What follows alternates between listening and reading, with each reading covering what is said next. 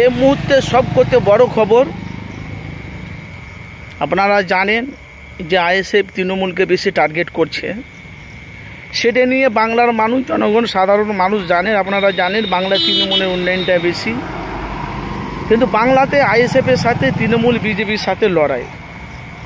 তো ফুরফুরা শরীফে নওশাদ সিদ্দিকী বলছে তোমরা তৃণমূলে ঝান্ডা নিয়ে ঘুরবে, ওদের পার্টিতে যাবে, ওদের মিছিলে যাবে, ওদের দলে ঘুরবে, কিন্তু ভোটের সময় তোমরা খামচিহ্ন ভোট দিবে।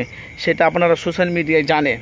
অথচ নওশাদ সিদ্দিকী এটাও বলেছে তোমরা ওদের পক্ষে হয়ে থাকবে, ভোটটা যখন পড়বে চুপচাপ খামে চাপ। সেটাই নিয়ে এখন বাংলা এখন তোলপাড় চলছে ভাইজান। সামনে বিধানসভা ভোট, মানুষ এমনিতে অনেক টেনশন আছে। একটাই কারণ যে বাংলাতে বিজেপি চলে এলে বাংলায় প্রচণ্ড বাংলার মানুষ বিপদে পড়ে যাবে। যেহেতু মুসলমান, তারপরে হিন্দুও পড়বে। এই যে যা হিন্দুদেরকে বিজেপি যে সাপোর্ট করছে, হিন্দুরা যখন বিজেপি যখন বাংলায় চলে আসবে তখন বুঝতে পারবে কিন্তু বিজেপি হলো গেরুয়া দল। ভালো করে বুঝবেন কথাগুলো।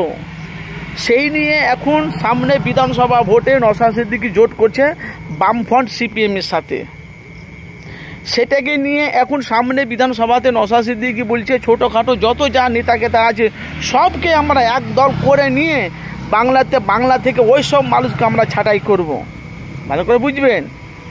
তোমরা ওদের সাথে উঠা বসা করো, ঘোরাঘুরি করো, চলাফেরা, সমস্ত জিনিস যা করবে করো, কোনো অসুবিধা নেই, কিন্তু ভোটের সময় চুপচাপ খামে চাপ।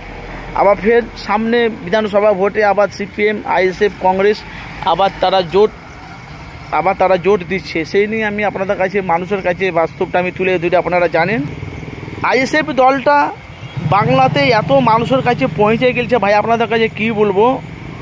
প্রত্যেকটা জায়গায় আপনি পশ্চিমবাংলার আনে চাকানে বাইরে এখানে সেখানে আপনি যেখানেই যাবেন একটাই মানুষের মুখে কথা আইএসএফ।